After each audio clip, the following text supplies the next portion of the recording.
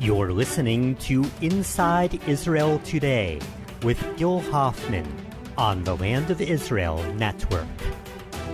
Hello and welcome to Inside Israel Today here on the Land of Israel Network on thelandofisrael.com. We're broadcasting from Jerusalem from a special site. You can see in the background the American Consulate that on the 14th of May will be inaugurated, perhaps by the President of the United States, we'll find out soon, as the American Embassy in Jerusalem. For the first time ever, the United States is recognizing Jerusalem as the capital of Israel, as it has been for 3,000 years. And at first we thought it would take 10 years maybe to move the embassy over here after Trump announced it on December 6th. But already it's going to be happening this May, after the President of the United States told a group of Evangelical Christians from the CPAC organization that he wants to do it right away. It will be part of the 70th birthday celebrations of Israel coming up that we're very excited about. And so here we are. It's a very nonchalant kind of setting here in a residential neighborhood in Jerusalem, in Arnona, a neighborhood that I used to be a homeowner in. We're raised two wonderful children. And it's a very special, very warm community over here where the Americans are being welcomed warmly. It's a little strange having it here, though. It's kind of in the middle of nowhere. This, between 1948 and 1967, was no man's land right on the border between Jordan and Israel. The border here is kind of jagged and a little confusing. When I bought my home here, I didn't even know what side of the border it was on. In fact, the realtor who actually lives in the neighborhood, who sold me the apartment, she didn't know either. Even a tour guide who lives down the street from me. Tour guides tend to know everything. He didn't know what side of the border I was on. I didn't know what side of the pre-67 border I lived on until I was looking for directions on Google Maps, and I saw a dotted line going through my house. Until then, I didn't know that I lived in Israel and I go to the bathroom in occupied Jordan. That every time I pish, I'm an obstacle to peace.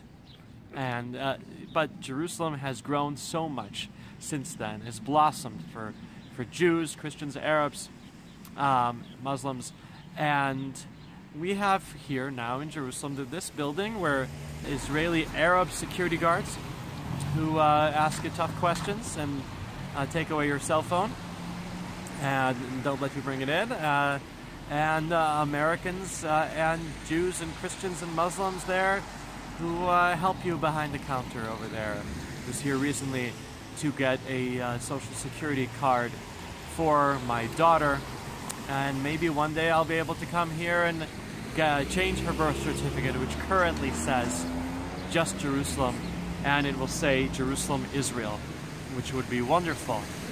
Now, this is a move that was unexpected. I can tell you that on my show I said that I did not think that it would happen, and I was very proud to have been proven wrong. There are a couple different communities that were responsible for the President of the United States feeling that this was the right thing to do. One was Christian evangelicals, who I know we have a lot of listeners here on the Land of Israel Network, and we appreciate them.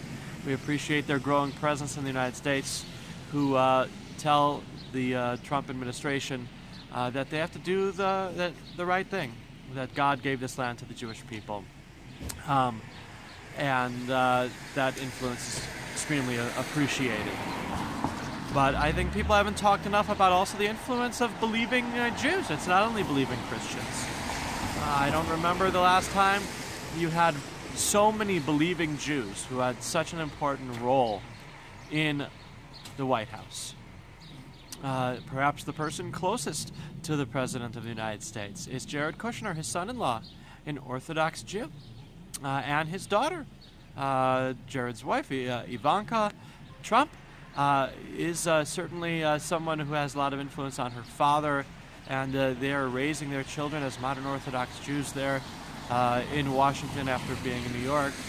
And they have told the President of the United States that it will not hurt Israel's security or the security of America or the security of the people around the region to move the American embassy over here from Tel Aviv.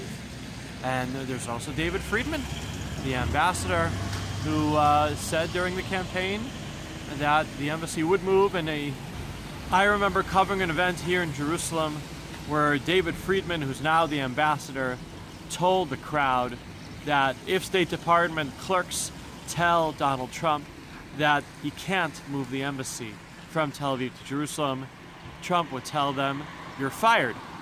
His signature line from his television show that he had before. And so it's really happening, and it's going to be happening as part of the celebrations of Israel's 70th birthday, which now will have extra special meaning. And it's the kind of thing that really unites Jerusalemites. There are a lot of different disputes among Jerusalemites over here. We have an election coming up here for mayor of Jerusalem. We don't know yet whether our current mayor, Nir Barkat, will be running for re-election. He might decide to instead enter national politics and try to be the successor to Netanyahu. Or maybe he will stay on and continue to try to serve the residents of Jerusalem. He's had fights lately with the Treasury for funding for Jerusalem that have been very divisive, caused problems, and different people have different views about that. But here, this is an issue that for me as the political correspondent, my job is to cover Israelis fighting with other Israelis, Israeli politicians attacking other politicians. When Trump announced that the embassy would be moving, I got no critical statements. I got across the board positive statements from Israeli politicians. I've even asked since then, when there was a little bit of violence, not as much as it looked like in the international media, but when there was a little bit of violence, I asked again the leaders of the opposition parties, Yair Lapid of the centrist Yesh Atid party, Avi Gabay of the center-left Zionist Union Party. I asked them, do you regret showing enthusiastic support for the president's decision to move the embassy from Tel Aviv to Jerusalem? And they said, we don't regret it for even a single moment. This is where the embassy has to be. So it's only going to be temporarily over here in this building. They're going to be building additional offices over here, and they are saying that this is not where they're going to have the permanent embassy. They are still going to be building an actual new building.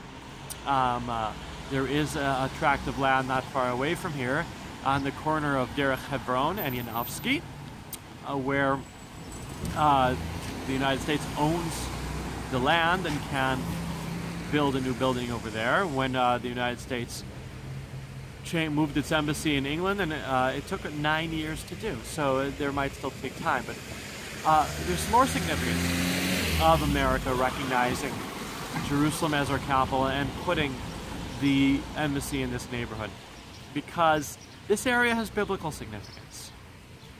Abraham, Isaac, and Jacob walked around here.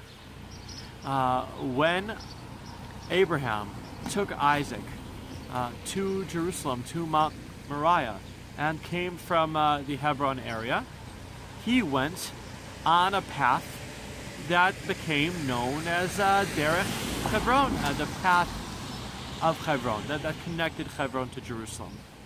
The current paved road known as Derech Hebron, as Hebron Road, is said to be a little bit to the west of where the actual path was in the past.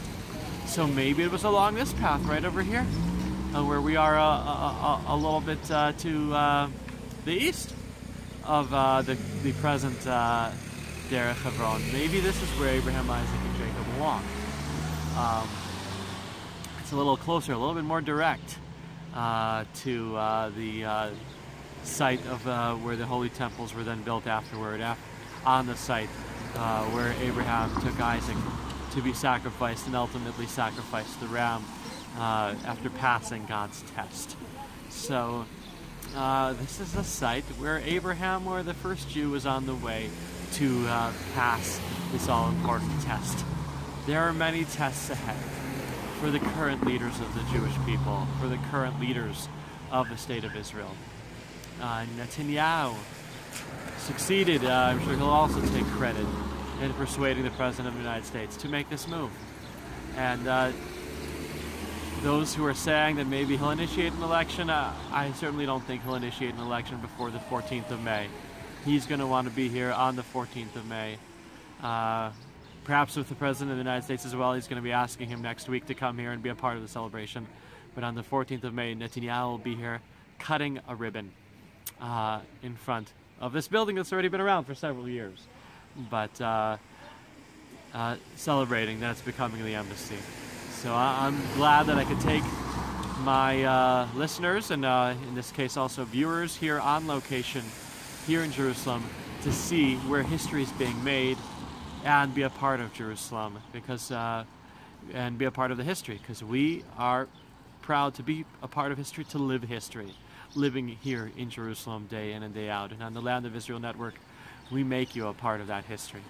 So thank you, and have a wonderful day, and happy Purim, the festive day where we wear costumes and we celebrate God saving the Jewish people back in the days of ancient Persia, and also today, to this very day. Thank you. We have here Fleur Hassan-Nahoum, a city councilwoman of the great city of Jerusalem and the leader of the Yerushalmim Party. Fleur, thank you for being on Inside Israel today on the Land of Israel Network on thelandofisrael.com. It's my pleasure. Thank you for inviting me. So here we have the future site of the American Embassy, where there's currently a consulate. What is the significance of the American decision by the President of the United States to move the Embassy of the United States right here to Jerusalem? Well, you know, this is where it always should have been. We in Israel know where our capital is. We have the sovereign right to decide where our capital is. And this is a decision which is extremely significant in terms of the geopolitical consequences of it. But it's something that we already all knew in our hearts and our minds, that Jerusalem is the capital of the state of Israel.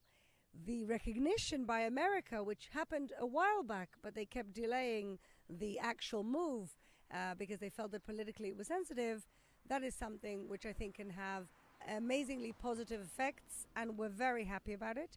I think it can lead us to a domino effect where other countries begin to move their embassies to Jerusalem, and that can only be a good thing. But is it something we didn't already know? No, we knew that this was our capital. It's nice to be recognized. And now that we had a decision this week by the President of the United States that he's going to be advancing this move. Earlier he said it would take 10 years. Then when Netanyahu said it's actually going to happen the next year, the Trump administration denied it. Then the Vice President said sooner than people think. And now, this past weekend, the President said to a group of Christians in the United States, it's already going to happen in honor of Israel's Independence Day. What will that do for the celebrations here in our capital? I think it'll give the celebrations another interesting dynamic. I think if it does happen, you know, because politically you can say a lot of things and make a lot of statements and make a lot of headlines, and in the end they find reasons to say, no, it wasn't practical.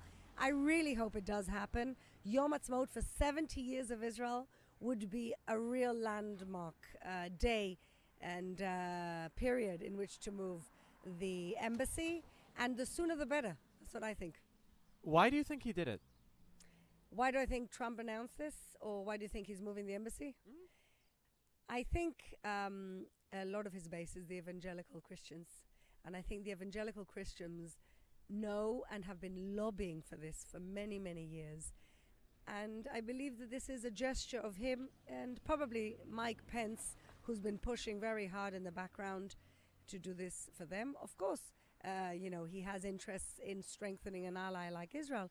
But if you ask me why this has happened, I think it's because the Evangelical Christians were responsible for getting him elected president, and this is his present to them. A wonderful present it is. For all of us. Indeed. Now, it's a little strange having it here, though. We're here on what was between 1948 and 1967. We're here where between 1948 and 1967 it was no man's land. Right in the heart of a residential neighborhood. as a city councilwoman, isn't this a little bit strange and perhaps even an annoyance for the people who live here? It may be an annoyance. I think living next to an embassy anywhere in the city must be an annoyance. I think the fact that it's in no man's land, it's no longer no man's land. This is built around. There are Arab villages not far from here. All of this is Jerusalem residents, regular Jewish residents. So in a way, it could be seen as a place where the two sides can actually meet. Let's not look at the negative aspects. Let's look at the positive aspects. You know, you can see Jordan, you can see the Dead Sea. It's fantastic. This perhaps is the message that the embassy in Jerusalem should bring about a peaceful resolution of Jerusalem rather than conflict, as many of the extremists are trying to paint it.